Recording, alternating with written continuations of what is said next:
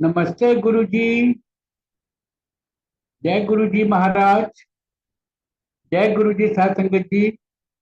शुक्राना गुरु जी महाराज का सेवादार टीम आप सबका स्वागत करती है। आज एक बार फिर गुरु जी की ब्लड संगत श्री वोहरा आंटी जी उपस्थित हैं, जो कि संगत शेयरिंग करेंगी। इसी के साथ मैं बेलाचीराम अंकल जी को रिक्वेस्ट करूंगा, प्लीज संगत को सेशन को आगे बढ़ाएं। जय गुरु जी। ओवर टू यू बेलाचीराम अंकल जी, स्वागत है आपका। जय गुरु जी। गुरु जी को चरण वंदना और गुरु जी की संगत को नमन। ये वोहरा आंटी जो है बड़े मंदिर में साथ में सेवा किया करते थे। अंकल भी थे, उनकी बिटिया भी थे, सब थे। तो वोहरा अंकल और वोहरा आंटी तक ही सीमित था।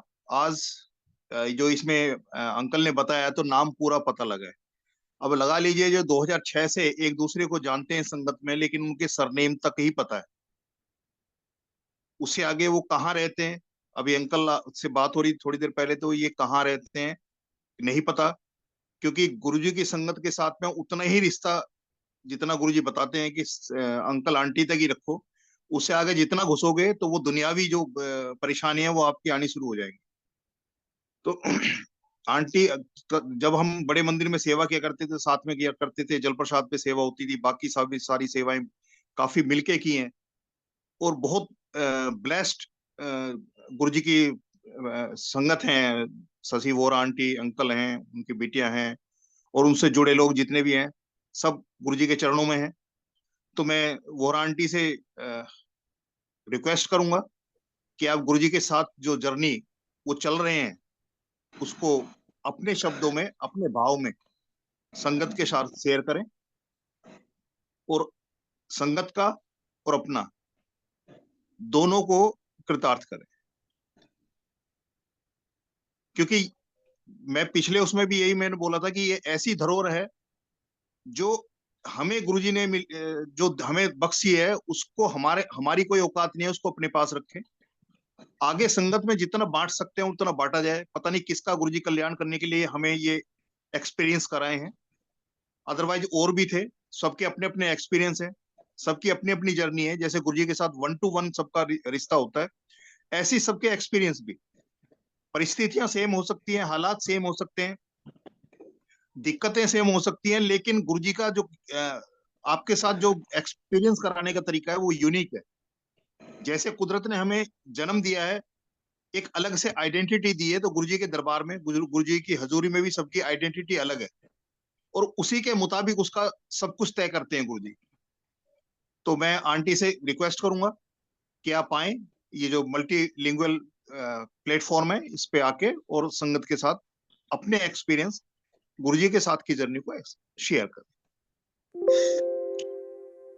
Thank you uncle. जय गुरु जी। गुरु जी को मेरा प्रणाम, और गुरु जी की सारी संगत को मेरा बहुत बहुत नमस्कार। बहुत ही किस्मत वाला दिन होता है जिस दिन गुरु जी हमें कोई सेवा बख्शते हैं, क्योंकि सेवा करा के उन्होंने हमारा ही कल्याण करना होता है, हमें ही ब्लेसिंग्स देनी होती है। ये तो गुरु जी की हम पे बड़ा तरस है, बड़ी मेहर है जो हमें चुन लेते हैं। और ये जो गुरु जी का सत्संग है, ये गुरु जी ने अपने टाइम से ही इसका आगे कैसे करना है इसका शुरुआत कर दी थी गुरु जी ने। गुरु जी ने एक बनानी शुरू करी थी बुक, जिसमें पुरानी संगत अपने सत्संग शेयर करती थी, और वो लिखवा रहे थे, और वो बुक बाद में सबको मिली, सारी संगत को।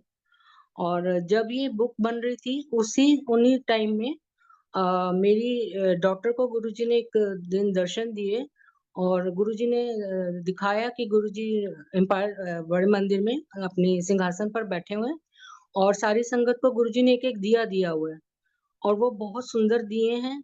किसी संगत को बहुत बड़ा दिया दिया हुआ है, किसी को थोड़ा छोटा, पर बड़े सुंदर डेकोरेटेड दिए थे, और उन सब दियों में जोत जल रही थी। और सारी संगत लेके वो दिए खड़ी है और सोच रही है कि गुरुजी ने हमें दिए क्यों दिए, इनका क्या करना है।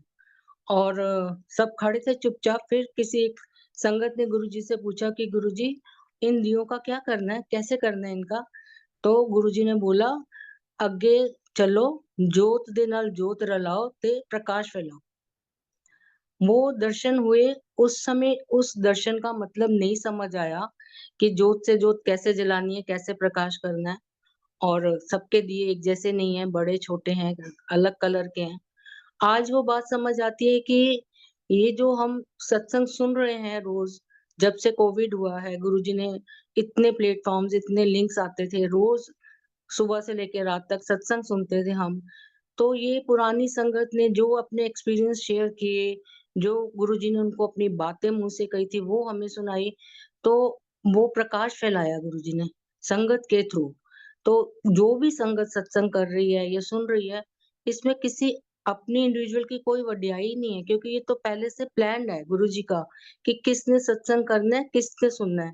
ये गुरुजी ने इतना ईज़ी रास्ता बना दिता है कि सुनन वाले दा भी भला ते करन वाले दा भी भला। तो हर दोनों उसमें हमारा ही गुरुजी ने फ़ायदा किया है और गुरुजी का जो तरीके हैं वो बहुत आसान हैं और जो हम गुरुजी का सत्संग करते हैं, ये किसी भी ग्रंथ और पुराण को पढ़ने से कम नहीं है। आप कोई पुराण पढ़ते हो, कोई ग्रंथ पढ़ते हो, कोई भी आप स्पिरिचुअल बुक पढ़ते हो तो उसमें सब में भगवान की स्तुति, उनकी वंदना, उनको कैसे पूजा जाए, उनको कैसे पाया जाए, उनकी भक्तों पर उन्होंने कैसे कृपा की, वो ही सब व्याख्यान होता है। और सत्संग में हम वही करते हैं, हम अपने रब की वड्याई करते हैं, उनके बारे में बताते हैं, उनके बारे में सुनते हैं और हर सत्संग से हमें एक नई चीज़ पता चलती है, एक और नई बात पता चलती है और हमें ब्लेसिंग्स मिल जाती है। तो ये आज जो हम सत्संग कर रहे हैं, सुन रहे हैं, ये हम पूजा ही कर रहे हैं। ये किसी भक्ति और पूजा से कम नहीं है, गुरुजी की बहुत कृपा है जो वो इन्होंने बड़ा आसान रास्ता बना दिया है। गुरुजी के जो वचन थे, जो वाक्य हैं, वाक़ई वो किसी ग्रंथ पुराण से कम नहीं है। गुरुजी ने कुछ-कुछ बातें किसी संगत को इंडिविजुअली कही, वो उसी के लिए हैं, पर कुछ बातें जो गुरुजी ने की थी, वो कॉमन है। वो सबके वो सबको माननी है। जो गुरुजी बोल के गए हैं कि मैनू मन्नो, मंगो नहीं, गुरुजी को मानो, गुरुजी की बातें मानो। ये सब इस गुरुजी के बताए हुए रास्ते पे चलना जो है, वो ही भक्ति है।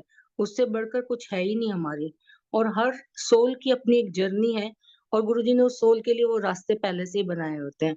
कि तुम्हें इस रास्ते पे चलना है। किसी को बोलते थे शिव पुराण पढ़ो, किसी को बोलते थे ये दान करो, किसी को बोलते थे व्रत रखो, किसी को बोलते थे तन्नू की लोड़ है व्रत रखन दी। तो हमें हमें कुछ सोचना ही नहीं, हमें कुछ करना ही नहीं, हमें दिमाग लगाना ही नहीं, हमें सिर्फ गुरुजी के पास जाना है और उनको पूरा सच्चे मन से रब मानना है और वो रब बन के फिर आपको दिखाते हैं और आपकी जर्नी कैसे ईज़ी करते हैं। गुरुजी ने बोला कि सबसे पहले मैं लाइफ देना वा, फिर हेल्थ देना वा, फिर अग्गों बाकी चीज़ां देना है और हमारे साथ भी यही सब हुआ। हमें मेरे अंकल को मेरे को न्यू लाइफ दी, गुरुजी ने दिखाया, उसके बाद हेल्थ दी और ये मैं आपको जब आगे मैं सत्संग बढ़ाऊँगी, तो उसमें मैं बताऊँगी कि कैसे-कैसे हमको ब्लेसिंग्स मिली और हम लोग कई जन्मों से जैसे कहते हैं ना गुरुजी के साथ हैं, जब हम इस जन्म में जुड़े भी नहीं थे, उससे पहले की भी कई बातें गुरुजी ने ऐसे दिखाई हम जब गुरुजी के पास गए थे तब मेरी छोटी बेटी की 11 साल की एज होगी और गुरुजी ने उसको दर्शनों में वो उसकी दिखाते थे गोदी में उठाया हुआ है और उसको प्यार कर रहे हैं, उसको बॉटल से दूध पिला रहे हैं, तो जब वो 2 डेढ़ 2 साल की थी और वो अब समझ आता है कि हम पता नहीं कब से गुरुजी के साथ हैं, कब से वो हमारी रक्षा कर रहे हैं, कब से हमें बचा रहे हैं, कब से हमें आगे बढ़ा रहे हैं। लेकिन ये बातें इतनी जल्दी समझ नहीं आती। हर हर रोज़ आप एक बात समझते हो, हर रोज़ आप एक बात नई सुनते हो। मैं आपको अपनी जर्नी सुनाती हूँ कि शुरू से शुरू करती हूँ कि जब हम गुरुजी के पास गए थे। हम लोग जब गुरुजी के पास गए थे तो मेरे हस्बैंड को उनके किसी फ्रेंड ने गुरुजी के बारे में बताया और सिर्फ एक लाइन बोली कि ਅਸੀਂ ਤੇ बड़े खुश हाँ ਸਾਨੂੰ ਤੇ एक गुरुजी मिल गए ने ਅਸੀਂ ਉੱਥੇ ਜਾਂਦੇ ਹਾਂ। बस वो बात सुनी और मैंने अपने हस्बैंड को बोला कि आपने उनसे गुरुजी का एड्रेस ले लेना था, हम भी जाएँ। तो हमारे घर में भी एक प्रॉब्लम चल रही थी, उस समय तो ये बात नहीं ध्यान में आई कि वहाँ जाके ये प्रॉब्लम खत्म करवानी है या कुछ। पर ऐसे ही सुन के जैसे गुरुजी का एक खिंचाव होता है, शायद वो टाइम आ गया था, गुरुजी ने हमें बुलाना था, वो फिक्स ही था, नियति का था कि हमें आना है। तो हमने उनसे एड्रेस लिया और हम थर्सडे को गुरुजी के पास एम्पायर स्टेट चले गए। गुरुजी के दर्शन किए। सोच भी नहीं सकते थे कि इस दुनिया में ऐसी कोई जगह है जहाँ इतना, गुरुजी को तो उस समय हमें पता ही नहीं था कि वो रब है, हमें तो एक लगा कि कोई महापुरुष हैं और हम सोचते थे कि कोई आदमी इतना सुंदर कैसे हो सकता है। वो तो इतने सॉफ्ट, इतने सुंदर, इतनी उनसे फ्रेग्रेंस आ रही है और इतनी उनके अंदर ऑरा उनका स्ट्रांग है, उनको मतलब कहते हैं ना पंजाबी में, झेला ही नहीं जा रहा, जैसे उनसे आप नजरें नहीं मिला पा रहे। तो थर्सडे को हम गए, कोई बात नहीं हुई। गुरुजी को बस निहारते रहे, देखते रहे, लंगर खाया, घर आ गए। फ्राइडे फिर ऐसा हुआ कि कब शाम होगी और हम वापस गुरुजी के पास जाएंगे। तो फ्राइडे हम फिर गए। सेवादारों ने हमें थर्सडे को भी बहुत आगे आगे बिठाया था। फ्राइडे को भी उन्होंने बिल्कुल गुरुजी के सिंहासन के पास बिठाया। ये गुरुजी का तरीका है कि नई संगत को गुरुजी आगे आगे बिठाते हैं, और जैसे जैसे आप पुराने होते जाते हो गुरुजी आपको थोड़ा पीछे बिठाते हैं, और कभी-कभी तो फिर आपके दिन कम हो जाते थे, आपके डे फिक्स हो जाते थे, क्योंकि गुरुजी चाहते थे कि जितना ज़्यादा से ज़्यादा संगत आए और गुरुजी उनको ब्लेस करें, क्योंकि वो तो पूरी सृष्टि के रब हैं। हमें लगता है हमारे हैं, पर वो सबका ही कल्याण करने आए हुए हैं। तो फ्राइडे को मेरे हस्बैंड से गुरुजी ने पूछा कि की नाम है तेरा, कित्थों आया है, की करना है? 2-3 बातें पूछी, अंकल ने जवाब दिया। फिर हमने लंगर खाया। मेरे मन में कोई दिमाग में घर की प्रॉब्लम की एक बार भी सोच ही नहीं आई कि हमारे घर में कोई प्रॉब्लम है। क्योंकि मैं तो जैसे कहते हैं ना एकदम खोए हुए थे उस जगह में, गुरुजी के दर्शन में। इतने डिवाइन वो जगह लग रही थी हमें। तो सैटरडे हम फिर गए, तो फिर से गुरुजी ने अंकल से पूछा, "की नाम है तेरा? कित्थों आया है? की करना है?" तो मेरे हस्बैंड बैंक में थे, तब उन्होंने वीआरएस ली हुई थी। तो अंकल ने ऐसे बोल दिया कि गुरुजी कुछ नहीं कर रहे हैं, हाले ते मैं वेला वां। तो गुरुजी बड़ी जोर से हँसे और मेनका आंटी उनके चरण दबा रही थी, और गुरुजी ने बोल दिया, "लै, एक मैं वेला सी ते एक होर वेला आ गया।" तो गुरुजी ने जब बोला तो बड़ा लाइट माहौल कर दिया। सारी संगत जो बैठी थी हँसना शुरू हो गए, और हम लोग फिर आगे-आगे बैठ गए कि 2 दिन तो आगे बैठे थे, आज भी आगे बैठना होगा। तो जैसे ही गुरुजी पहले आते थे तो लाइन लग जाती थी, गुरुजी अपने हाथ से प्रसाद देते थे और वो खा के फिर से संगत बैठती थी। तो जैसे ही मैं वो अब आप गुरुजी आए, हम अपने रूम में से मत्था टेकने के लिए लाइन लगी, तो मैंने माथा टेक के मैं आगे-आगे बैठी, तो गुरुजी ने मेरे को बड़ी ज़ोर से बोला, "चलो पीछे जाके बैठो।" तो इतनी संगत में पिन ड्रॉप साइलेंस में एकदम से गुरुजी ने ऐसे डांट के बोला, बड़ी, सबको पता है गुरुजी की पंजाब की कड़क आवाज, रोबदार, और मेरे को तो ऐसा लगा कि मेरी इंसल्ट हो गई है, और मैं पीछे जाके बैठ गई और मैं रोना शुरू हो गई। शब्द सुनती रही, रोती रही, रोती रही। दूसरा तीसरा दिन था, गुरुजी के बारे में कुछ भी पता नहीं था। कभी पहले, इनसे पहले हम कभी किसी गुरुजी के पास, किसी महापुरुष के पास कभी गए ही नहीं थे। हमें कुछ पता ही नहीं था कि तरीका क्या होता है। शिव जी भगवान को बचपन से मानते थे बस। मुझे दुनिया में एक भगवान सिर्फ शिव जी ही दिखते थे और कोई मुझे भगवान समझ भी नहीं आते थे। तो गुरुजी के पास वहाँ बैठ के मैं रोती रही। अब मुझे लगता है कि जैसे सब संगत कहती है कि गुरुजी आपका भांडा साफ कर रहे होते हैं, आपका वो बर्तन साफ कर रहे होते हैं। मुझे लगता है शायद मेरे को भी वो जो बोला और मैं रोई, तो मेरा वो मुझे क्लीन कर रहे होंगे कि मैं गुरुजी की ब्लेसिंग्स ले सकूं, गुरुजी के दरबार में बैठने के लायक बन सकूं, क्योंकि हमारी तो किसी की औकात ही नहीं है कि हम गुरुजी के पास बैठ सकें। ये वो चाहते हैं तो हम पहुंच जाते हैं और बैठ जाते हैं। तो जब हम रोते रोते फिर गुरुजी ने जब वो प्रसाद दिया अपने हाथ से, तो हम बाहर जाके खा रहे थे। तब मुझे संगत की किसी पुरानी संगत की आंटी ने बोला कि आप क्यों रो रहे हो? अ, आपको रोने की क्या बात है? आपको नहीं डांटा गुरुजी ने। गुरुजी ने आपके बुरे समय को डांट दिया है। गुरुजी ने आपके बुरे कर्मों को डांट के पीछे कर दिया है, जो आपको तंग कर रहे थे, और आप देखना कल से आपका बहुत बहुत कुछ अच्छा होगा और आप हमें आके बताना। अब कुछ भी बात मेरे को तो समझ आई नहीं कि वो आंटी ने क्या समझाया, क्योंकि कभी कुछ सुना ही नहीं था सत्संग।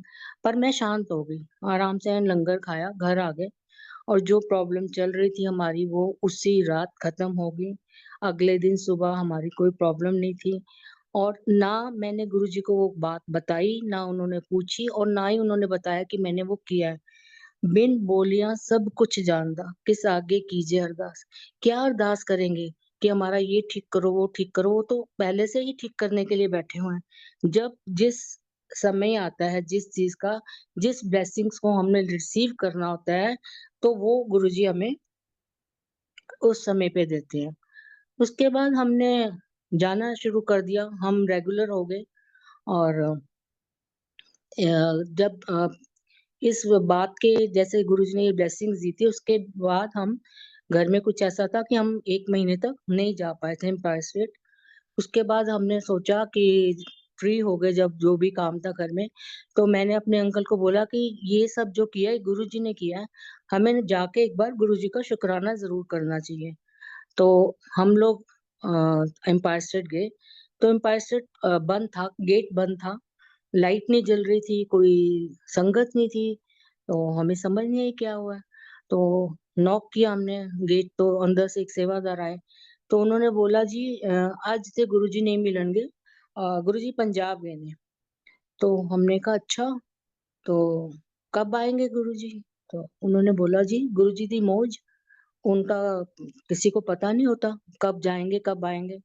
तो मैंने कहा अच्छा ठीक है अंकल, आप अपना नंबर दे दो, हम आपसे पूछ लेंगे कि गुरुजी कब आएंगे। तो बोलता है इत्थे नंबर नहीं मिलते। तो मैंने कहा अच्छा लाइन लैंडलाइन कोई होगा वो दे दो, या कोई गुरुजी का नंबर दे दो। हमें अक्ल ही नहीं, भगवान का नंबर मांग रहे हैं, हमारी औकात कि हम उनसे फोन पे बात करें। तो वो हंस पड़े अंकल, समझ गए ये नई संगत है, इनको भी कुछ समझ नहीं।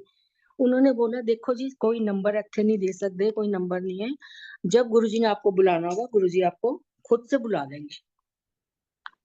मन बड़ा खराब हुआ, इतनी दूर गए गुरुजी मिले नहीं, ऊपर से पता ही नहीं कब आएंगे, किसी ने नंबर ही नहीं दिया, और वो कह रहे हैं कि गुरुजी आपको खुद से बुला लेंगे। गुरुजी तो हमें जानते ही नहीं, हम तो 2 दिन गए हैं, और गुरुजी हमें कैसे बुलाएंगे?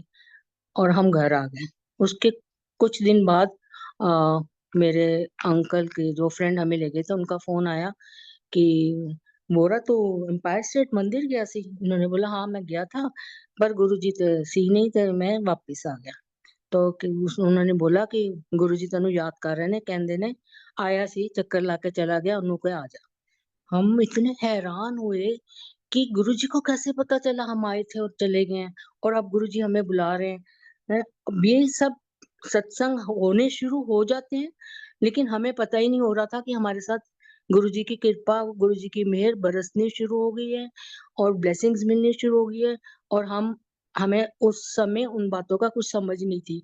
हम लोग ने जाना शुरू कर दिया, हम चारों दिन जाते थे गुरुजी के पास, और लंगर खाना, गुरुजी के दर्शन करने, रोज रोज रात को किसी ना किसी को घर में, बच्चों को, अंकल को, मेरे को, गुरुजी ने रोज दर्शन देने, इतने दर्शन देने कि सुबह उठ के ऐसा होता था कि भाई पहले मेरी बात सुन लो, पहले मेरी बात सुन लो। तो मेरी बेटी को गुरुजी ने बोला कि जो ਤੁਹਾਨੂੰ मैं दिखाना वा, जो ਤੁਹਾਨੂੰ मैं ब्लेसिंग देना वा, लिख लिया करो, ਤੁਸੀਂ नहीं तो भूल जाते हो। और सही बात है, हम लोग ना शुक्र हैं, उस टाइम हम याद रखते हैं, बाद में 1 साल 2 साल बाद फिर हम, हमारे दिमाग से वो लेटेस्ट चीजें जो रोज हो रही है वो चलनी शुरू हो जाती, पीछे वाली बातें कई बार हमारे को याद भी नहीं रहती कि हमारे साथ गुरुजी ने ये ब्लेसिंग दी थी, गुरुजी ने हम पे ये मेहर की थी। हम लोग जाते रहे, उसके बाद गुरुजी ने एक आंटी को दर्शन दिए। अभी हम बहुत नए थे, और मेरे लिए बोला कि एनू ना मैं लंगर सेवा दांगा, पर हले नहीं, हले एदे बच्चे छोटे ने, एदे बच्चे वड्डे हो जाएंगे ता। और जिस समय ये बात की थी तब मेरे बच्चे बहुत छोटे थे, छोटी बेटी तो मिडिल स्कूल में थी। तो उसने बोला अभी नहीं, जब बच्चे बड़े होंगे ता। तो मैं पहले तो बहुत खुश हुई कि हमें लंगर सेवा मिलेगी, हम इतने नए हैं, उस लंगर सेवा इतनी इम्पोर्टेंट सेवा, और हम कैसे करेंगे? पर वो खुशी ना कम हो गई कि उन्होंने बोला अभी नहीं। वो 1 साल बीत गया, 2 साल बीत गए, सेवा मिली नहीं, और वो भी बात भी मेरे जहन से निकल गई। और उसके बीच में गुरुजी ने चोला छोड़ दिया। और वहां पर मंदिर में समाधि बन गई। तो जब समाधि बनी तो हमको सैटरडे के दिन सेवा मिली कि आप लोग समाधि में आके सफाई वगैरह करो। हर दिन के 4-5 लोग आंटियों का ग्रुप होता था जो जाके रोज सफाई करते थे, समाधि की स्पेशली सेवा मिलती थी। तो हम लोगों को वो सैटरडे मिली सेवा। वैसे भी हम सैटरडे जाते थे लंगर खाने, एम्पायर स्टेट भी सैटरडे जरूर जाते थे। तो हम लोग जाते सेवा करते थे। तो एक बार हम लोग सेवा कर रहे थे, जिस सैटरडे हम सेवा कर रहे थे उसकी जो कमिंग मंडे था, उस दिन मेरी छोटी वाली बेटी का लास्ट बोर्ड का एग्जाम था। तो मतलब बच्चे बड़े हो रहे थे, बोर्ड के एग्जाम 12th हो जाए, स्कूलिंग खत्म, तो मीन्स बच्चे बड़े। लेकिन उस टाइम मेरे को कुछ भी ध्यान नहीं था कि बड़ी हो गई है या इसका बोर्ड है, कुछ नहीं। नॉर्मल रूटीन में जैसे जाते थे हम सेवा कर रहे थे। 5 बजे तक सेवा खत्म हो गई तो पीछे से किचन से एक आंटी आई, वो जानती थी मेरे को। उन्होंने बोला कि आंटी आप लोगों की सेवा खत्म हो गई, आप फ्री हो? मैंने कहा हाँ जी हम फ्री हैं। हम तो इधर उधर माली भैया कभी फूल बोल देते थे लगा दो कुटिया में, कभी बड़े मंदिर के अंदर गुरु जी के सिंहासन के आगे थोड़ी फूलों की डेकोरेशन कर दो, तो कुछ भी सेवा छोटी बड़ी जो मिलती थी हम, झाड़ू लगा दो पोछा लगा दो, वो कर लेते थे जब तक दरबार नहीं खुलता था। तो आंटी ने बोला कि आज ना किचन में जरूरत है सेवादारों की, आप आके हमारी हेल्प करा दो। तो हम लोग किचन में चली गई और मैंने जल्दी जल्दी अपना चपाती बेलनी शुरू कर दी। उन दिनों बहुत थोड़ी संगत होती थी, नीचे बैठ के चपाती बेलते थे। छोटी सी एक तवी थी, उसमें चपाती बनती थी, उसी में इतनी बरकत थी कि संगत सारी उसी में भुगत जाती थी। तो जब मैंने शुरू किया तो जो उन दिनों कोऑर्डिनेटर थी, आंटी हेड थी जो किचन का सारा देखती थी, उन्होंने मेरे को बोला कि ऐसे कैसे आप आ गए अंदर और आपने सेवा शुरू कर दी। ऐसे नहीं होता, सेवा में आपका नाम होना चाहिए। सॉरी। आपको मंदिर से या कहीं से आपको मतलब सेवा के लिए बोला गया हो तब आप आ सकते हो, आप ऐसे अपनी मर्जी से नहीं आ सकते। तो मैंने कहा ठीक है, आंटी ने मुझे बोला था तो मैं आ गई, अगर आप कहते हो तो मैं बाहर चली जाती हूँ। मैं किचन से बाहर आके खड़ी हुई और वो आंटी मेरे पीछे पीछे आई। उन्होंने मेरे से 2-3 बातें पूछी, वो अच्छी तरह जानती थी। एम्पायर स्टेट कई सालों से हमारे को वो मिलती थी, देखती थी। उन्होंने पूछा कब से आ रहे हो, कौन सी सेवा में हो, रेगुलर हो, ऐसे 2-4 बातें पूछी। तो फिर उन्होंने मेरे को 2 लड्डू मेरे हाथ में दिए और मेरे को बोला कि हेलो, मुंह मीठा करो और आज तो अपनी सेवा शुरू करो। उस दिन से हमने सेवा शुरू कर दी। अब जो सेवा गुरुजी बख्शते हैं, वो उसमें रस इतना डाल देते हैं, उसमें आपको इतनी हिम्मत दे देते हैं कि आप आराम से, बड़े मज़े से, बड़े प्यार से वो सेवा करते हो। मतलब सैटरडे की वेट होती थी कि अब आज घर जा रहे हैं, अब 5-6 दिन पड़े हैं अभी तो सैटरडे आने में, फिर कब आएगा, कब हम मंदिर जाएँगे, ऐसे वो हमें होता था। सेवा करते रहे और एक दिन सैटरडे को क्या हुआ कि सुबह-सुबह हमारे बेडरूम में गुरुजी का एक बहुत बड़ा स्वरूप लगा हुआ है। तो अंकल की सुबह नींद खुली तो उन्होंने देखा कि गुरुजी का जो एक स्वरूप है, उसकी राइट साइड पूरी लाल हो गई, जैसे कोई जल जाती है स्किन, और आधी जो फेस था वो बिल्कुल नॉर्मल था। तो अंकल कहते मुझे समझ ही नहीं आया कि भई ए होया कि फोटो नु रात तक तो ठीक सी, इस तरह किस तरह खराब हो गई। कहते थोड़ी देर में आंखें बंद करके सोया रहा, फिर दोबारा देखा तो देखा कि लाली तो कम हो गई है।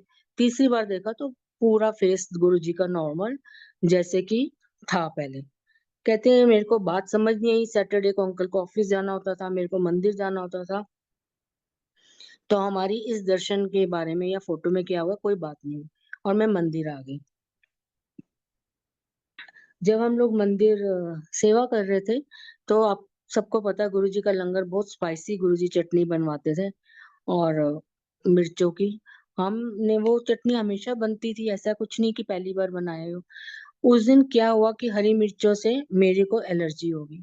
मेरा पूरा राइट हैंड जो है पूरा कोहनी तक पूरा लाल हो गया और उसमें इतनी जलन कि जैसे किसी का घी या तेल गरम से जल जाता है या बहुत बुरी तरह जलता है और इतनी जलन होती है, उस तरह मेरे को जलन हो रही है। स्किन ठीक है लेकिन लाल हो गई पूरी बाजू। किसी ने टूथपेस्ट लगा दी, किसी ने कच्चा दूध ला के दिया, किसी ने फ्रीजर में से बर्फ मल दी, लेकिन हालत खराब थी। शाम तक बहुत रोना आ रहा था। एसी था वहाँ, गेस्ट रूम था पहले, किचन के पास, वहाँ एसी लगा होता था। हम बेड पे लेट के मैं एसी के आगे अपनी बाजू रख के लेटी रही, पर वो ऐसे लग रहा था एसी में से गर्म हवा आ रही है, बिल्कुल भी चैन नहीं आ रहा था।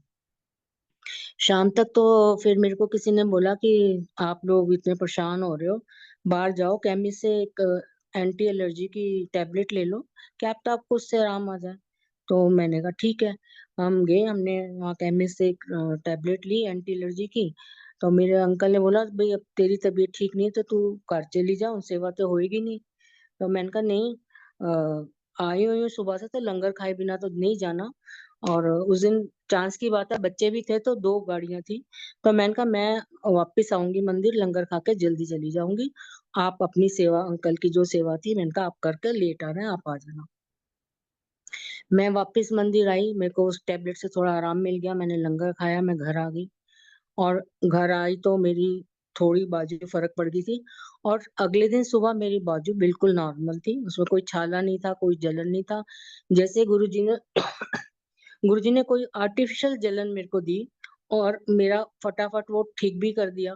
और अंकल जब आए सुबह, उन्होंने फिर ये बात बताई कि ऐसे ऐसे गुरुजी की फोटो में ऐसे पूरा फेस उनका जल गया था, राइट साइड, और मेरी राइट बाजू ही जली थी। तब ये समझ में आया कि मैंने शायद उस दिन ज्यादा जलना था। कुछ भी मेरे साथ हो सकता था, किचन में बहुत चीजें बन रही होती हैं, गर्म होती हैं, लेकिन गुरुजी ने वो मुझे प्रॉब्लम आने ही नहीं दी। वो जलन, वो प्रॉब्लम गुरुजी ने पहले ही अपने ऊपर ले ली, और मेरे को जल्दी से ठीक कर दिया। मतलब एक नॉर्मल सी जलन दी और ठीक हो गई मैं। उसके बाद जब गुरुजी ने चोला छोड़ा, उसके बाद मेरी कुछ तबीयत खराब होनी शुरू हो गई। मेरे को इनडाइजेशन शुरू हो गया, कुछ भी खाऊं तो मेरा पेट खराब हो जाए। मैं कहीं जाऊं कुछ हो तो मुझे ये डर लगा रहे कि मुझे वॉशरूम जाना पड़ेगा। तो बहुत मुश्किल हो रही थी। तो मैंने डॉक्टर्स को दिखाया, सारे टेस्ट कराए, मेरे सारे टेस्ट ठीक। और फिर किसी ने बोला गायनो को दिखा दो, कुछ और प्रॉब्लम ना हो, वो भी दिखाया, सब कुछ ठीक। तो मंदिर से एक आंटी मुझे ना फोन करके बोलती थी, और आंटी आप ना डॉक्टर बदल लो, आप अपना दोबारा टेस्ट करवा लो, आपकी तबीयत ठीक नहीं है। मैंने कहा मेरी इतनी खराब तो तबीयत नहीं है, जितनी तू मेरे को इतनी फिक्र कर करके फोन करती है, तो तू मेरे को बार बार क्यों फोन करती है। कहती जब मैं मंदिर जाती हूँ मेरे को गुरुजी बोलते हैं कि एनु कह दे यदि तबीयत ठीक नहीं, पर मैं ठीक कर दूंगा, घबराए ना। तो वो आंटी को शायद मेरा बहुत बुरी हालत गुरुजी दिखाते थे, और वो डर डर के मेरे को फोन करती थी कि आप डॉक्टर बदलो, सब टेस्ट कराओ। वो सब चल रहा था। और एक दिन फिर मेरे को गुरुजी ने सुबह के टाइम दर्शन दिए। और दर्शन में गुरुजी ने दिखाया कि गुरुजी लेटे हुए हैं और मैं गुरुजी की सेवा कर रही हूँ, उनके चरण दबा रही हूँ। और गुरुजी मेरे को ना उस जिस दिन दर्शन है उससे 10-15 दिन बाद की कोई एक डेट दे रहे हैं, और मेरे को कह रहे हैं आंटी तू ना इत्थों चली जा। तो मैं गुरुजी को कह रही हूँ गुरुजी मैं कित्थे चली जावां। कहंदे मन्नू की पता, बस तू इत्थों जा। और गुरुजी ना लेटे हुए, और मैं रो, और मुझे समझ आ गया कि गुरुजी ना मुझे इस दुनिया से जाने के लिए कह रहे हैं। और मैं रोती जा रही हूँ, और रोते रोते मैं गुरुजी को बोल के कह रही हूँ कि गुरुजी मेरी तो 2-2 बेटियां हैं, दोनों की मैंने शादी करनी है, जे मैं उन्हें मर गई थी, मेरी कुड़ियां का ब्याह कौन करेगा। गुरुजी प्लीज मुझे बचा लो, गुरुजी प्लीज मुझे बचा लो। मैं रो रो के कह रही हूँ, और गुरुजी ने मुंह फेर लिया, और गुरुजी ने मेरी जैसे बात ही नहीं सुनी, और मेरे वो दर्शन खत्म हो गए। सुबह मैंने सबको बताया, और मेरे को बड़ा रोना आ रहा था कि गुरुजी की जो वचन है, गुरुजी की जो बात है, वो तो पत्थर पे लकीर है। दुनिया इधर से उधर हो जाए, गुरुजी की बात कही हुई मुंह से कभी खाली नहीं जाती। तो इट मीन्स पक्की बात है कि मैंने तो 10-15 दिन के अंदर मर जाना है, और बच्चे मेरे इतने छोटे हैं, कैसे होगा, क्या करेंगे। तो मेरे को बच्चों ने बोला कि मम्मी 2 बातें आप हमेशा सुनो, सत्संग में बोलते हो और करते हो, सुनो कि एक तो आपको गुरुजी ने डेट बताई है, ईयर तो बताया ही नहीं। ये डेट तो हर साल आएगी, 10 साल बाद भी आएगी, 40 साल बाद भी आएगी। गुरुजी ने आपको ये साल तो नहीं बोला कि ऐसे साल चली जा। और दूसरा गुरुजी बहुत कुछ आपको दर्शन में आपका कटवा देते हैं, वो चीज आपके ऊपर आने भी नहीं देते। तो गुरुजी ने आपका कोई कर्म काट दिया। तो मैं थोड़ी मतलब समझ भी आई बात, पर डर बड़ा लगा होता। तो मैंने कहा मैं शाम को मंदिर जाऊंगी मत्था टेकने, और गुरुजी जो मेरे पे कृपा करनी करेंगे। और मेरी सिस्टर का ऐसे फोन आया, उसको भी मैंने सारी बात बताई। तो थोड़ी देर के बाद मेरी सिस्टर का वापस फोन आता है। उसके हस्बैंड जब नहा के जैसे गुरुजी की से पूजा कर रहे थे, तो ध्यान लगाया, तो गुरुजी ने उनको टेलीपैथिकली बोला कि अ, तेरी साली ਨੂੰ ਦੇਖ ਅੱਜ ਮੈਂ ਕਿੰਨਾ ਘਬਰਾ ਦਿੱਤਾ ਹੈ। ਵੈਸੇ ਤੇ ਕਹਿੰਦੀ ਰਹਿੰਦੀ ਇੱਥੇ ਵੀ ਤੁਹਾਡੇ ਕੋਲ, ਉੱਥੇ ਵੀ ਤੁਹਾਡੇ ਕੋਲ, ਤੇ ਅੱਜ ਮਰਨ ਦੀ ਗੱਲ ਆਈ ਤੇ ਕਿੰਨਾ ਰੋਂਦੀ ਪਈ ਹੈ।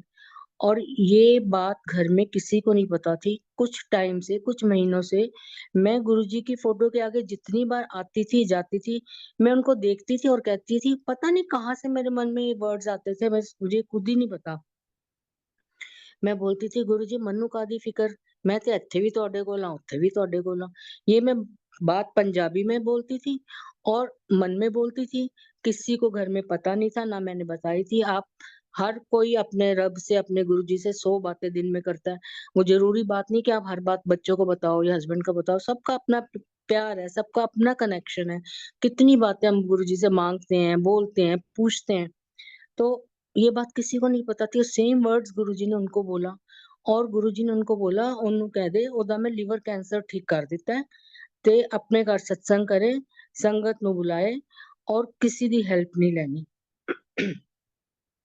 सारी सेवा खुद करनी है। तो हम चारों ने पूरा लंगर खुद बनाया।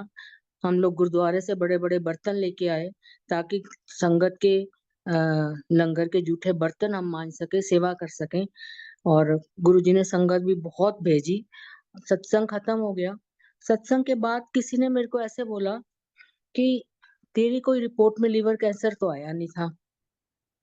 तेरे को उन्होंने बोल दिया कि उनको दर्शन में गुरुजी ने बोला था मैं लीवर कैंसर ठीक किया, तो तू मन गई है। तेरी तो एक सारी रिपोर्ट्स ठीक थी, तेरे को तो कुछ वैसे टेम्परेरी कुछ हुआ होगा। अब गुरुजी ने ये दिखाने के लिए कि मेरे को ये सब होना था, ये सब गुरुजी ने मुझे न्यू लाइफ दी है। गुरुजी ने मंदिर की अलग-अलग बहुत सारी आंटियाँ, जिनको मेरे दर्शन में क्या गुरुजी ने बोला है, मेरे को क्या प्रॉब्लम चल रही है, मेरे घर में सत्संग हुआ, इस बारे में किसी को कुछ नहीं पता था। जिन उन्हीं लोगों को पता था जो सत्संग में आए थे। उस समय जैसे विलायती अंकल ने बोला, किसी से हम फालतू बात ही नहीं करते थे। किसी को किसी के बारे में कुछ पता भी नहीं होता था कि वो कहाँ रहता है, क्या उसके घर सत्संग हुआ है, कि कुछ नहीं पता होता था। तो एक आंटी ने मुझे बोला कि नोएडा से आती है, मीनू आंटी, पुरानी आंटी है, सब जानते होंगे। उन्होंने एक दिन, मैं आर्य समाधि से बाहर निकल रही थी, तो उन्होंने मेरे को रोक लिया और बोला कि आंटी मैं बहुत दिन से आपसे बात करना चाहती हूँ, पर मेरी हिम्मत नहीं हो रही थी। तो ऐसे-ऐसे कहती, मेरे को गुरुजी ने दिखाया कि बड़े मंदिर के दरबार में गुरुजी बैठे हुए हैं और सारी संगत बैठी है और गुरुजी के चरणों में एक डेड बॉडी पड़ी है। और कह रही सारी संगत एकदम सन्नाटे में बैठी है कि मंदिर के हॉल में डेड बॉडी कैसे आ सकती है, और व्हाइट चादर उसके ऊपर रखी हुई है। कहते गुरुजी उस बॉडी की, डेड बॉडी की तरफ देखते हैं और वो चादर हटती है और कहती है आंटी आप होते हो, और आप खड़े हो जाते हो। और मेरे को कहती है आपने आज जो ब्लैक सूट पहना हुआ, आपने यही सूट पहना हुआ था, और मैं इतना क्लियर देखा कि गुरुजी ने आपको न्यू लाइफ दी है। उसके बाद किसी और आंटी ने, ऐसे बहुत लोगों ने आके मुझे सब ऐसी ही बातें बताई कि जिसमें मैं मर गई थी और वापस आ गई हूँ। किसी ने किसी तरीके से बताई, बहुत लंबा हो जाएगा, मैं शॉर्ट में बता रही हूँ। तो उसके बाद लास्ट में जो गुरुजी ने हमें खुद से बताया, उसमें मेरे अंकल को दर्शन देके उन्होंने दिखाया कि हम लोग एक रूम में, गुरुजी, मैं और मेरे अंकल बैठे हैं, और रोशनदानों से बहुत सारे मतलब 4, सॉरी, बहुत सारे 4 यमदूत, बड़े काले और भयंकर यमदूत झांक रहे हैं। वो शायद मुझे लेने आ रहे होंगे, पर गुरुजी बैठे हैं तो वो आ नहीं पा रहे थे। तो अंकल कहते हैं वो इतने भयानक और बड़े थे कि मेरे अंकल ने इतनी जोर से चीखें मारनी शुरू कर दी उनको देख के, और वो इतनी रियल चीखें मारी कि दूसरे रूम से बच्चे उठ के आ गए कि पापा को क्या हो गया, इतना कैसे सपने देख के डर रहे हैं जो चीखें मार रहे हैं। तो अंकल ने बताया कि ऐसे-ऐसे मैंने देखा कि यमदूत हैं और गुरुजी बैठे हैं, तो अंदर तो नहीं आ रहे, और जब गुरुजी ने उन यमदूत की तरफ देखा, तो गुरुजी की आँखों से इतनी तेज़ एक सिल्वर लाइट निकलती है और उनके ऊपर जाती है और वो भाग जाते हैं। तो अब समझ आ गई कि गुरुजी ने वो मेरे को बचाया, मेरे को न्यू लाइफ दी। बहुत-बहुत शुक्राना है मालिक का। एक-एक साँस उनकी दी हुई है, एक-एक पल उनका दिया हुआ है। गुरुजी ना होते तो पता नहीं हम तो होते ही ना। क्या हमारे बच्चों का होता, क्या हमारे घर का होता, वो सोच के भी डर लगता है। उसके बाद गुरुजी ने जब मैं अभी हम थोड़ा टाइम गए थे, तो मेरे को गुरुजी ने दर्शन दिए थे और गुरुजी ने मेरे को एक एनवेलप दिया था और व्हाइट कलर का एनवेलप था, उसके ऊपर लिखा हुआ था ट्रिप टू यूएसए और उसके अंदर एक एयर टिकट थी। और मैं उसको खोल के देख रही हूँ, तो मैं सोच रही हूँ कि यूएसए में जाऊँगी, गुरुजी ने मुझे एयर टिकट दिया है। तो मैं सोची हमारा तो कोई रहता ही नहीं यूएसए में और इतना तो पैसे नहीं है कि मैं छुट्टियाँ मनाने के लिए यूएसए जाऊँ। तो हम बड़े खुश हो रहे थे कि चलो कभी तो गुरुजी भेजेंगे, गुरुजी ने ब्लेस कर दिया और बात खत्म हो गई।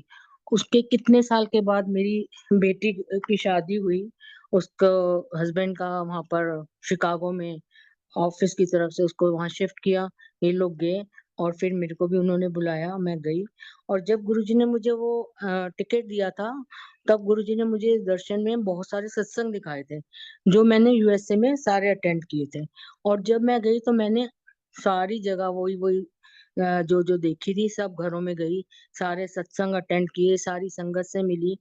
हमें नहीं पता कि किस जगह पे हमारे लिए गुरुजी ने ब्लेसिंग्स रखी हुई हैं। गुरुजी हमें वहाँ भेज देते हैं। कभी-कभी हमारी लाइफ में इतने प्रॉब्लम्स होती हैं कि कहते हैं वो ज़मीन पे कट नहीं सकती तो गुरुजी आपको हवा में भेजते हैं, आपको ट्रैवल कराते हैं। उस यूएसए में मेरे को कोई ब्लेसिंग्स मिलनी थी या मेरे सत्संग सुन के वहाँ की संगत को ब्लेस करना था या उनके घर में जाके मुझे ब्लेसिंग देनी थी, ये तो सब मालिक को पता है कि वो क्या करते हैं, लेकिन जो भी करते हैं वो हमको ब्लेस करने के लिए ही करते हैं। तो हमने यूएसए में बहुत संगत मिली, बहुत हमने वहाँ पर सत्संग किए और जब हम लोग नए-नए गए थे तो गुरुजी के दरबार में उन दिनों गुरुजी के स्वरूप, तब तो फ़ोटो बोलते थे, आजकल हम स्वरूप बोलते हैं। तो फ़ोटो नहीं मिलती थी, बहुत मुश्किल मिलती थी। एक छोटे-छोटे बैच मिलते थे जो सबने अपने पॉकेट के साथ लगाए होते थे। तो पहली बार एक बार गुरुजी की वहाँ पर फ़ोटो बड़ी-बड़ी बन के आई और गुरुजी ने सिंगला अंकल को बोला कि संगत में वंड दें। तो सब संगत को वो एक-एक फैमिली को वो फ़ोटो मिली थी और हम लोग बड़े खुश हुए क्योंकि हमें फर्स्ट टाइम मंदिर से गुरुजी के सामने वो चीज़ कुछ मिली थी, तो हम गुरुजी की फ़ोटो को बड़े इज़्ज़त से, बड़े प्यार से कि मालिक आज हमारे घर आ रहे हैं। मैं अपनी गोदी में रख के फ़ोटो मैंने कार में सीट पे भी नहीं रखी, अपनी गोदी में रख के लेके आई, बहुत खुशी से, बहुत चाव से। और नेक्स्ट डे हमने एक फ़ोटोग्राफ़र को दी कि भई इसको अच्छा-सा एक फ्रेम कर दें और उसको सब समझा दिया कि हमारे गुरुजी हैं, ये रब हैं, ये साक्षात शंकर भगवान हैं, गंदे हाथ मत लगाना, कहीं नीचे मत रख देना। तो जितना अच्छे से समझा सकते थे, हमने उसको समझा दिया और उसने बोला ठीक है जी, 2 दिन बाद आप आके फ़ोटो ले लेना। तो जिस दिन वो फ़ोटो मिलनी थी, उस दिन सुबह मैंने फ़ोन करके मैंने कहा पूछ लेती हूँ कि तैयार है तो हम ले लें और फिर उस शाम को हमको मंदिर भी जाना होता था। तो उसने बोला जी फ़ोटो तो बनी नहीं। तो मैंने कहा क्यों? 2-3 दिन हो गए। कहता नहीं वो फ़ोटो खराब हो गई। तो मैंने कहा फ़ोटो कैसे खराब हो गई? कहता वो ऊपर रखी हुई थी और किसी ने पंखा चला दिया। जैसे ही पंखा चला वो पंखे की हवा से नीचे उड़ के गई और नीचे एक हीटर रखा था, हीटर पे गिरी और पूरी फ़ोटो जल गई और उसने फ़ोन रख दिया। अब उसने तो कह दिया और हम मेरे को तो घर में ऐसे हो गया कि जैसे पता नहीं कहते हैं ना रोना-धोना मच गया कि मेरे को तो ये लगा कि गुरुजी हमारे घर आना ही नहीं चाहते। क्योंकि संगत तो सब कहती है कि गुरुजी की फ़ोटो में गुरुजी खुद होते हैं, वो ब्लेस करते हैं और गुरुजी ने तो हमें हमारे घर शायद आना नहीं चाहते, हमसे कोई गलती हो गई है, गुरुजी नाराज़ हो गए हैं। बड़ा बहुत कुछ नेगेटिव बातें मन में आई और बड़ा मैं रोई। तो मेरे अंकल ने बोला चल असी ना चल के अ, थोड़ा जल्दी चले जाने आ और गुरुजी कोलों माफ़ी मंगने आ। तो मैंने कहा ऐसे कैसे जा सकते हैं संगत के समय से पहले आप एम्पायर स्टेट पैर भी नहीं रख सकते जब तक दरबार खुलता नहीं है और गुरुजी से हम बात थोड़ी कर सकते हैं जब गुरुजी चाहेंगे तो हम बात कर सकते हैं। हम खुद से कैसे कहेंगे कि मतलब माफ़ी कैसे माँगे? कहते नहीं-नहीं चल। अंकल भी बहुत डरे हुए थे। बच्चे 2:30 बजे 3 बजे स्कूल से आए, उनको लेके हम लोग एम्पायर स्टेट चले गए। तो जब हम एम्पायर स्टेट पहुँचे तो अब बाहर खड़े हैं, अंदर तो जा नहीं सकते और डरे हुए ऐसे कैसे हम चारों खड़े हैं। तो मैंने 1 सेकंड के लिए ऐसे मन में प्रेयर करी। मैंने कहा गुरुजी हम तो अंदर आ नहीं सकते, अभी टाइम नहीं हुआ, पर आप तो बाहर आ सकते हो, आपको कौन रोकेगा? मैं ऐसे सोच रही हूँ और सामने देखती हूँ गुरुजी आ रहे हैं। गुरुजी ने अपना पैंट शर्ट और स्पोर्ट शूज पहने हुए थे। गुरुजी का वो वॉक करने का टाइम था। गुरुजी आके खड़े हो गए तो गुरुजी ने बोला, भाई किद्दां आए? तो मैं तो बिल्कुल बोलती बंद। बच्चे तो इतने डरे हुए थे कि बेचारे मत्था टेकने भी नहीं आ पा रहे थे कि डांटना पड़ जाए, पीछे खड़े थे। तो अंकल ने बड़ी मुश्किल डरते डरते सारी बात बताई। तो हमने कहा, गुरुजी हमारी तो गलती नहीं है, प्लीज हमें माफ कर दो, गुरुजी प्लीज हमें माफ कर दो। तो गुरुजी ने कहा, नहीं नहीं कोई गल नहीं, ਤੁਹਾਡੀ गलती नहीं है, आने वाले टाइम ही ਤੁਹਾਨੂੰ बढ़िया फोटोआं दांगा। हमारी जान में जान आई, खुश हो गए। चलो गुरुजी गुस्सा नहीं है, गुरुजी नाराज नहीं है। तो गुरुजी वॉक करने चले गए।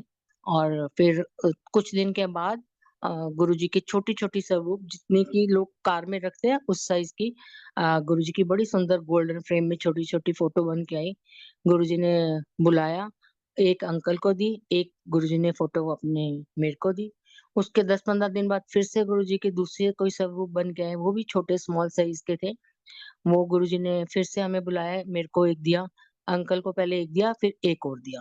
तो गुरुजी ने टोटल हमें 5 फोटोएं दी, जो कि बहुत बहुत मालिक का शुक्राना है कि वो हमारे घर में विराजमान है, हमारे हर पल साथ हैं, हमारे अंग संग हैं।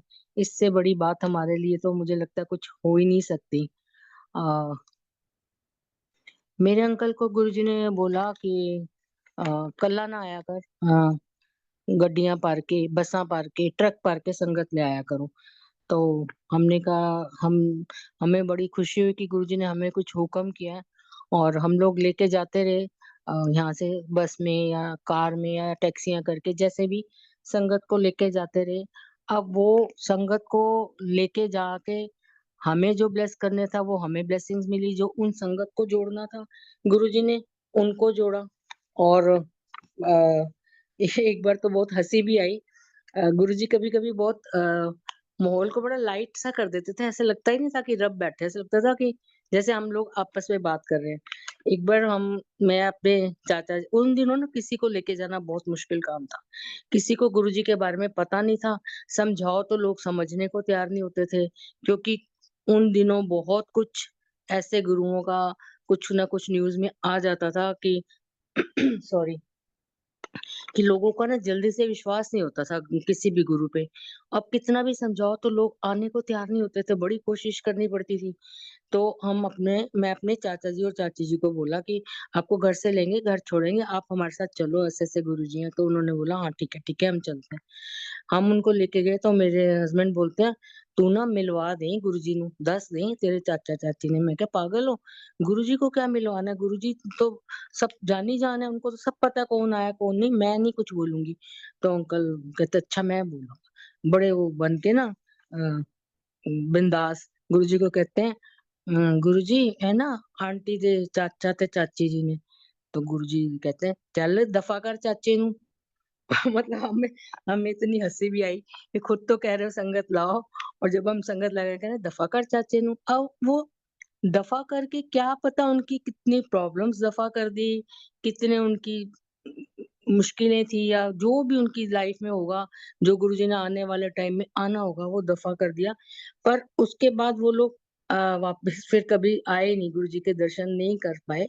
वो गुरुजी की मर्जी है, जिसको रखना है, जिसको नहीं रखना, उसमें हमें कुछ नहीं पता। मेरे हस्बैंड का भी सत्संग बहुत बड़ा है और बच्चों का भी है, तो मैं जितना टाइम है उस हिसाब से करती हूँ। मेरे अंकल को गुरुजी ने एक शादी का कार्ड दिया था, और उसमें गुरुजी ने अपने हाथ से सबके नाम लिखे थे, और हमारा कार्ड पे गुरुजी ने लिखा था वोरा। तो हम लोग लिखते हैं VOHRA, और गुरुजी ने लिखा था VOHARA। तो एक अल्फाबेट गुरुजी ने बढ़ा के लिखा था। तो हमें नहीं समझ थी, बहुत नए थे उन दिनों। तो मुझे हमें लगा कि इतने कार्ड्स लिखे होंगे गुरुजी ने, तो मे बी स्पेलिंग मिस्टेक होगी। लेकिन जब हमने किसी पुरानी संगत के साथ खुशी में बताया कि ऐसे देखो हमें गुरुजी ने कार्ड दिया है और गुरुजी ने अपने हाथ से दिया है, बहुत बड़ी बात है हमारे लिए। तो हम पर मैंने कहा, हमने उनको दिखाया कि स्पेलिंग मिस्टेक हो गई, तो वो हंसे, कहते हैं कि तुम्हें समझ ही नहीं इस बात की, ये एक अल्फाबेट जो बढ़ा दिया है गुरुजी ने, आपकी अंकल की लाइफ बढ़ा दी है, आपको ब्लेस कर दिया है। गुरुजी किसी का नाम बदलते हैं कुछ, तो उसके पीछे उसको बहुत बड़ी ब्लेसिंग्स देनी होती है। और वही बात हुई, हाँ, 2012 में मेरे अंकल को कैंसर हुआ। बहुत बहुत ज्यादा प्रॉब्लम्स हुई उनको।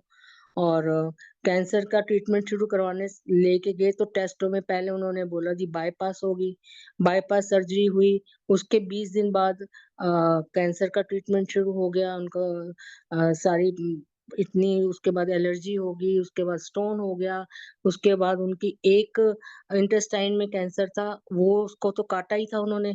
दूसरी इंटेस्टाइन में भी इन्फेक्शन हो गया, गैंग्रीन हो गया, उसको भी काट दिया। मतलब एक चीज के साथ दूसरी के साथ तीसरी, हर रोज एक प्रॉब्लम आनी शुरू हो गई। अंकल 2 साल तक ऑलमोस्ट हॉस्पिटल ही रहे हैं, बहुत कम घर आ पाते थे। फिर कुछ प्रॉब्लम होती थी, फिर एडमिट हो जाते थे, फिर कुछ ऑपरेशन होते थे। और अंकल हॉस्पिटल में और हम लोग घर में, घर में हर चीज हमारी खराब, ट्यूबलाइट खराब, पूरी वायरिंग जल गई घर की, घर में इन्वर्टर खराब हो गया, घर का फ्रिज खराब हो गया, कार की बैटरी खत्म हो गई। मतलब जिस चीज को हाथ लगाओ वो ही खराब, वो ही खराब। मतलब समझ नहीं आ रहा था किस किस से लड़े हम। बीमारी से लड़े कि घर की चीजों से लड़े कि पैसे से लड़े। 40 लाख रुपया लग चुका था अंकल के ऊपर, और अंकल को कुछ भी ठीक नहीं हो रहे थे, रोज नई बात होती थी।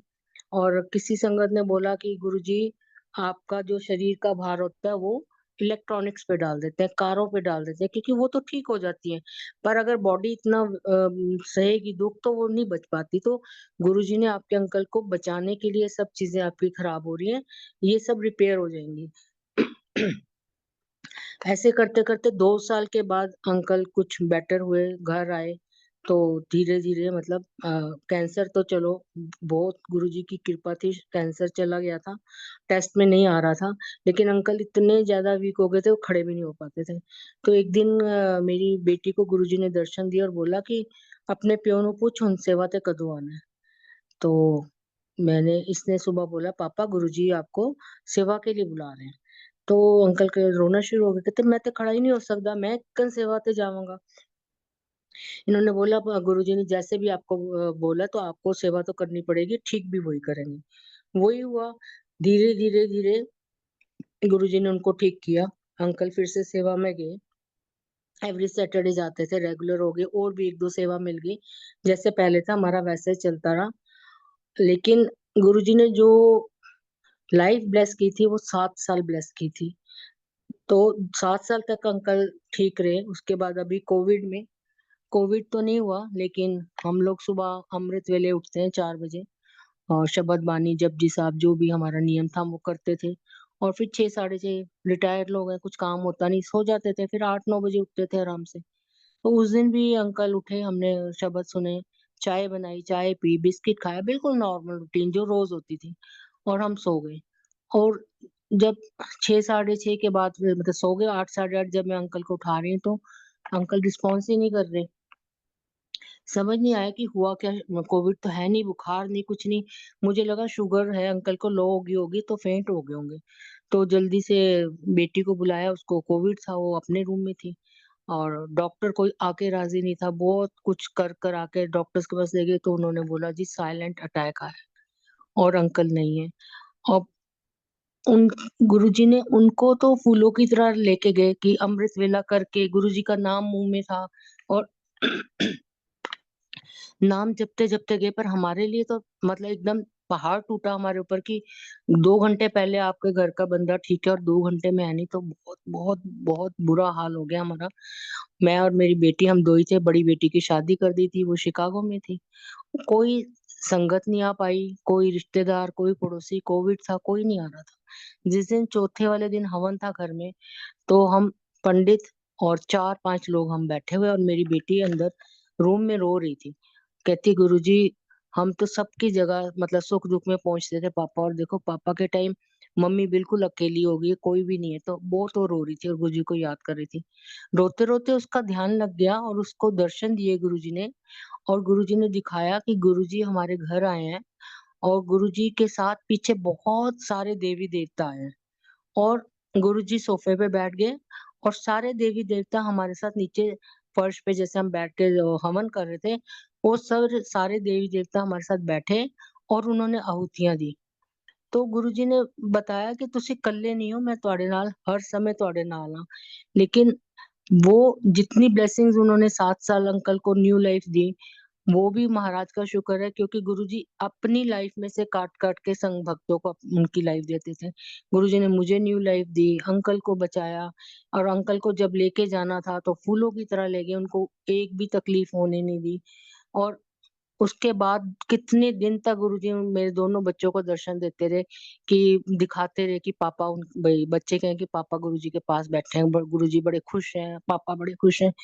तो इससे बढ़ के भगवान कौन आपको मिल सकता है, जो जब तक हम हैं तब भी हमारा ध्यान रख रहे हैं और ऊपर जा रहे हैं तो वहाँ भी अपनी संगत बना के रखा हुआ है, अपनी शरण में रखा हुआ है।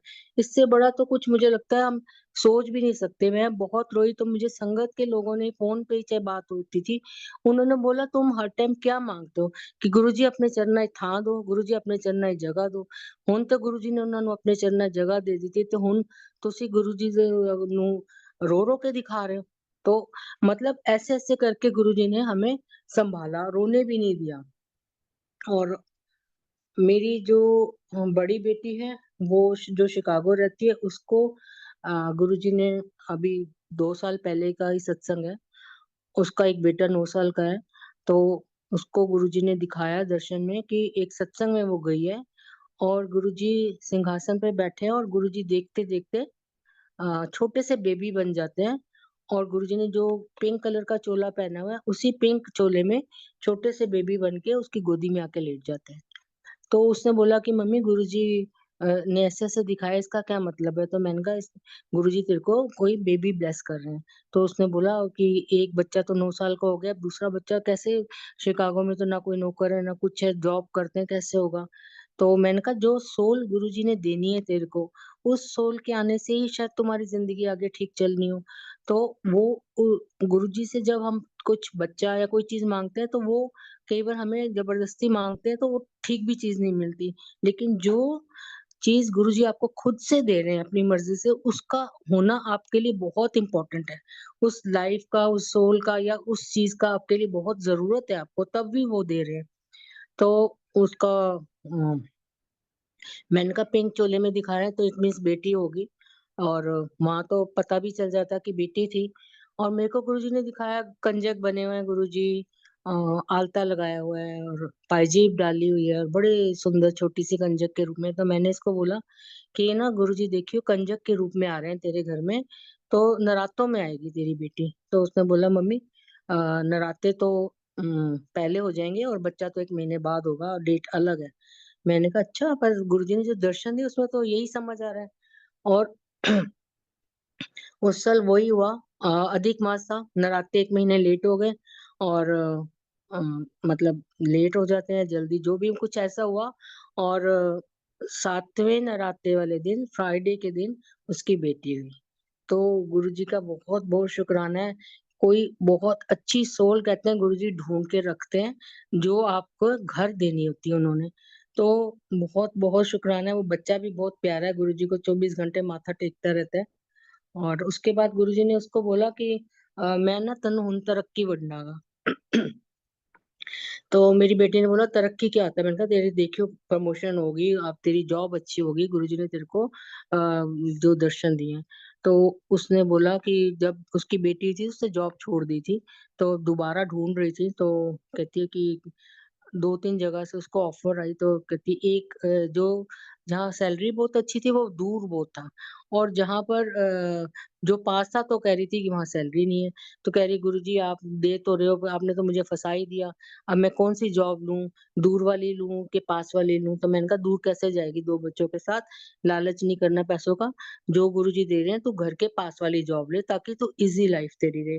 तो उसने ना उनको हाँ कर दी, उसका लैपटॉप घर में आ गया, सब कुछ फ़ॉर्मेलिटीज़ पूरी हो गई, पर वो बिल्कुल खुश नहीं थी। कहती मम्मी क्या करूँ, मैं तो बिल्कुल खुश नहीं हूँ। तो मैंने कहा फिर ऐसा कर, गुरुजी के आगे अरदास कर। तो कहती अब गुरुजी क्या करेंगे? मैं कहा गुरुजी ना तीसरा रास्ता निकालेंगे तेरे लिए, क्योंकि जब हमें समझ नहीं आता ना, रास्ते बंद लगते हैं, तो अचानक से गुरुजी ऐसी ब्लेसिंग करते हैं कि कोई नया नया रास्ता खोल देते हैं जिसके बारे में आपने कभी सोचा भी नहीं होता। वही बात हुई, 2-3 दिन के अंदर-अंदर उसको कोई तीसरी जगह से ऑफ़र आया, और इसने इंटरव्यू वग़ैरह दिया। इसकी सिलेक्शन होगी, जब लास्ट फाइनल बात हो रही थी, तो इसने बोला कि सर मेरे को सैलरी तो आप बहुत अच्छी दे रहे हो, लेकिन ये जो पोस्ट है मेरे को कम से कम इस पोस्ट से कम तो मैं नहीं जाऊँगी, मेरे को इस पोस्ट के लिए जाना है। तो वो बोलते हैं जी आपने इंटरव्यू देने से पहले देखा नहीं, आपको तो सीनियर मैनेजर की पोस्ट हम दे रहे हैं। बताओ, वो कहती अगर मैं पढ़ लेती सीनियर मैनेजर तो मैं तो एलिजिबल ही नहीं थी। मैं अप्लाई ही नहीं करती, इंटरव्यू ही नहीं देती।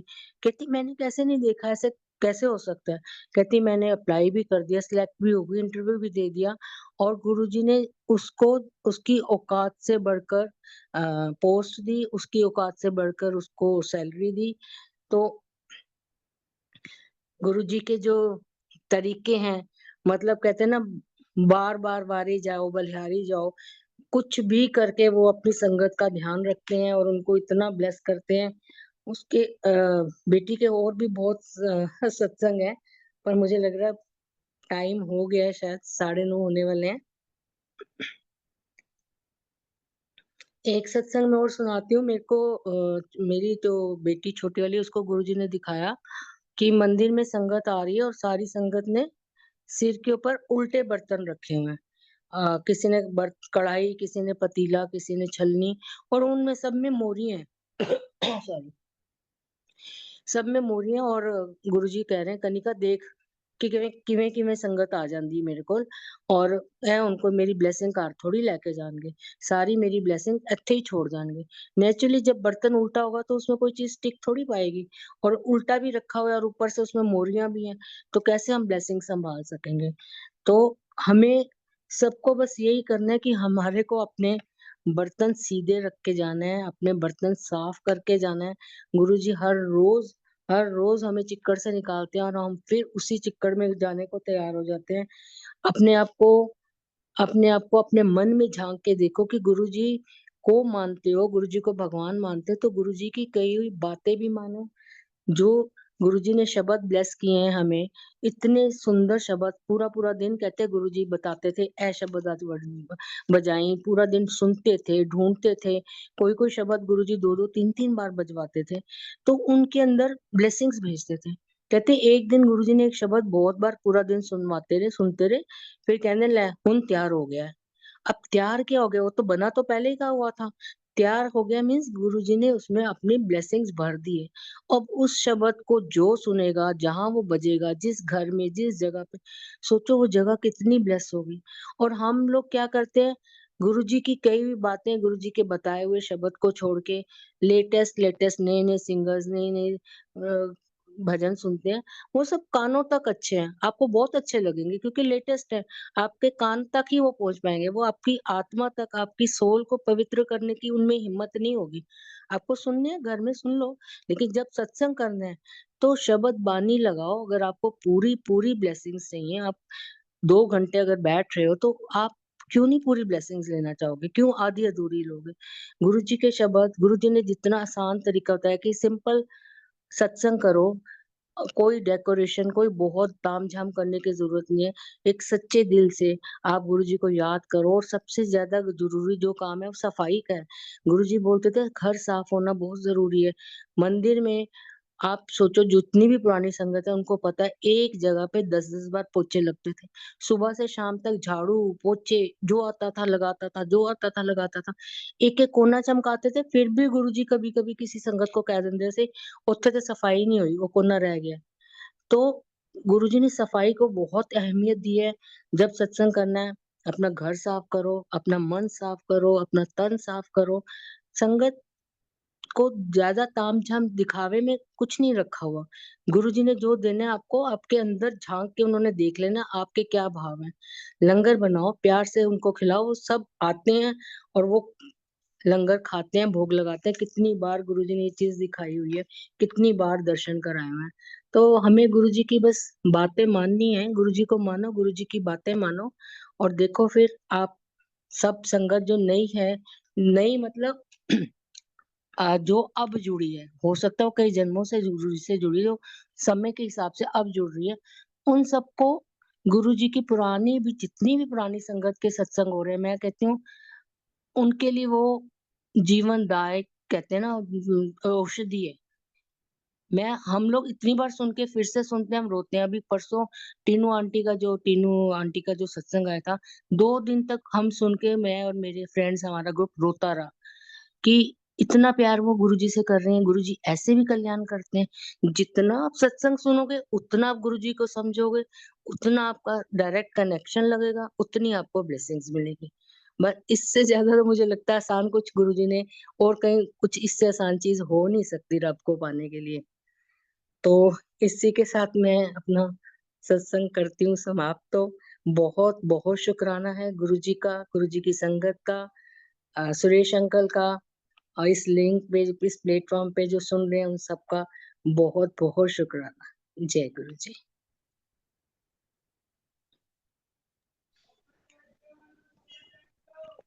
गुरुजी के जो भाव हैं वो संगत के मन के अंदर बस के, और जो संगत के थ्रू संगत तक पहुंचते हैं, वो अपना काम तो करेंगे।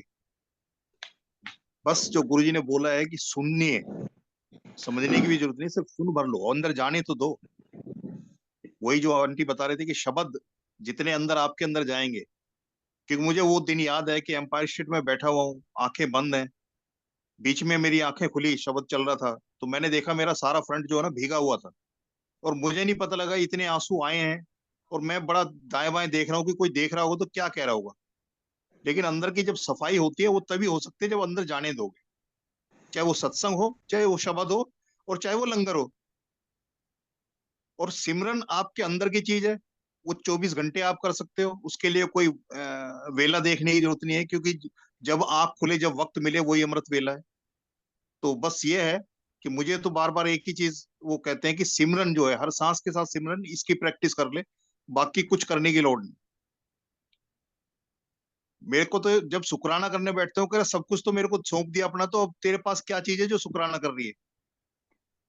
मतलब वहां तक वो है कि कह रहे एक सांस दिए तुम्हें, उसमें सिमरन कर लो चाहे शुक्राना कर लो, शुक्राना करोगे तो सिमरन छूट जाएगा, और शुक्राने से बड़ी चीज सिमरन है। तो ये गुरु जी का है। मैं तो जब भी बैठता हूँ कहते हैं, सारा 100% देने के बाद अब बचा क्या तेरे पास जो शुक्राना कर रहा है मेरा।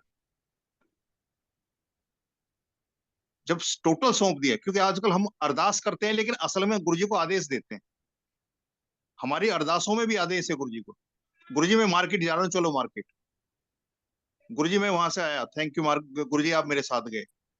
वो अभी जो संगत, वो उसको कि गुरु जी हमेशा आपके साथ हैं, उनको आदे हम करते अरदास है, अपनी तरफ से कहते अरदास है और देते आदेश। मतलब हम गुरुजी को अपने हिसाब से चला रहे हैं कि जब हमारा मन कर रहा है मार्केट जाने का, तो हम कह रहे हैं चलो गुरुजी मार्केट चलते हैं, घूमने चलते हैं। मैं कहता हूँ कि उनके हिसाब से चलना है, हमें उनके आदेश का पालन करना है, कि उनको हमें अपने आदेशों पर चलाना है। आज का सत्संग आंटी का बहुत ही अंतर तक जाने वाला है। जिसने सुना, जिसने आत्मसात किया, वो तर जाएगा। बाकी तो पानी में लोग तैरते भी हैं, पार डूबते भी हैं, उतरते भी हैं, पर वही जो मुट्ठी भर संगत जो होनी है, वो वही होनी है जो गुरुजी की मानेगी। गुरुजी को मानना तो हमारी समस्याएं हो सकती हैं, परेशानी हो सकती हैं, जो गुरुजी के दर पे ले गई, वो गुरुजी को मानना शुरू कर देते हैं। हम किसी को भी मानना शुरू कर देते हैं, जहां हमें एक उम्मीद जग जाए कि यहाँ जाने से, इस डॉक्टर से, इस तांत्रिक से, इस वकील से, इस बंदे से मेरा कुछ भला हो सकता है, हम उसी को मानने लग जाते हैं, उसी को राम राम करने लग जाते हैं। लेकिन असल ये है कि यहाँ तो गुरुजी एक तो सुनो की बात कहते हैं, और गुरु जी की मानना शुरू करेंगे, शुरुआत तो वहां से होगी। असली नजारे देखने का जो वक्त शुरू होगा वो तो तब से शुरू होगा जब गुरु जी की मानने लगे। गुरु जी को तो हम अपनी मनवाते ही रहते हैं, हर अरदास में कुछ ना कुछ करते हैं कि मेरा ये कर दो, मेरा ऐसा ये सब कर देते। तो आज के लिए आपका धन्यवाद। वैसे तो संगत से संगत के बीच में भी इतना गैप नहीं है कि हम थैंक यू और सॉरी बोलें, पर ये एक प्रैक्टिस जो की हुई है, तो मैं तो आज यही कहूंगा कि अभी पीछे संगत थी, वो कुछ हैं जो अपने चेहरे भी नहीं दिखाते। मैं ये कहता हूं, मैं ऑफिस जहां ऑफिस से चला जाता था तो वहां वापस मैं मुड़ के जाता था, क्योंकि मेरा जो अपना जो प्यार था वो दिल्ली होता था। तो एक दिन मैं एक ऑफिस में गया वापस मुड़ के, तो वो कहने लगे जी कैसे आए हो? मैं कहा मिलने आए हो। कह रहे काम? मैं कहा काम के लिए मैं नहीं आ सकता। मैंने कहा 4 साल 5 साल तो हमें एक दूसरे के गले मिल रहे हैं, और एकदम जाने के बाद मैंने ऐसा कोई कर्म नहीं करके जा रहा है यहाँ से जिससे कि मैं वापिस आके मुंह ना दिखा सकूं। तो संगत जब सत्संग करते हैं तो मैं ये कहता हूँ कि संगत को भी पता होना चाहिए कि हमारे परिवार का कौन बुजुर्ग है, कौन वो है जो सामने है, क्योंकि हमारे शब्दों के साथ में हमारे जो भाव है वो भी बहुत कुछ इम्पैक्ट डालते हैं। तो बहुत जरूरी है कि संगत फेस टू फेस, जब लाइव सत्संग में जाते हैं तो फेस टू फेस होता है, वहां कैसे मुंह छुपाएंगे हम? तो इस प्लेटफॉर्म पे भी मैं तो यही मतलब अरदास करूंगा, रिक्वेस्ट करूंगा सारी संगत से, जो भी संगत है वो अपने आप को कम से कम, क्योंकि चेहरा बहुत कुछ बोलता है, कई चीजें हैं जो शब्द से बयान नहीं हो पाती, वो चेहरा बयान करता है। खुली किताब है, आप टेलीफोन पे कुछ भी बात बता सकते हो, लेकिन उसके साथ जब चेहरा जाता है तो आप पता लग जाता है ये आदमी, इसकी जो जुबान बोल रही है वो इसका दिल की बात है या मैनिपुलेशन। जय गुरु जी। आंटी जी, ये जय गुरु मुलाकात जी। का प्लेटफॉर्म बना और आपसे हाँ मुलाकात हुई, जी। हाँ जी, क्योंकि बहुत सालों बाद। हाँ, तो वही वही है कि गुरु जी का, उनको पता था ऐसा वक्त आएगा कि इतना बड़ा परिवार हो जाएगा कि एक जगह बैठना ही उनका मुश्किल है। हम्म, तो यही एक रास्ता है कि हम एक दूसरे को मिल पाए, देख पाए, सुन बिल्कुल पाए, कह बिल्कुल। पाए। तो ये गुरु जी की कृपा है असीम कि उन्होंने अपने रहते ही जो है ना साइट बनवाई थी। उनको पता था आने वाला वक्त कैसा होगा और उसमें इसकी क्या अहमियत होगी, क्या जरूरत होगी। जरूर। जय गुरु जी। जय गुरु जी। जय।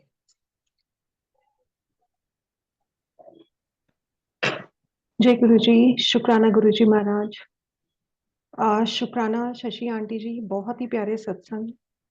Again a new chapter two the journey.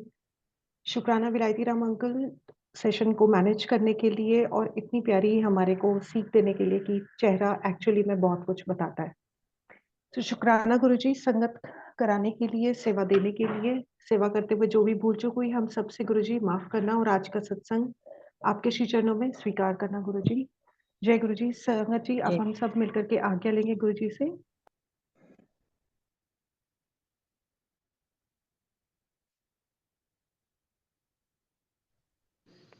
जय जय गुरु जी। जय गुरु जी। शुक्राना गुरु जी। जय सारी संगत को जय जय गुरु गुरु जी। जी। जय गुरु जी। Hear you, aunty. Waiting for you in Chicago.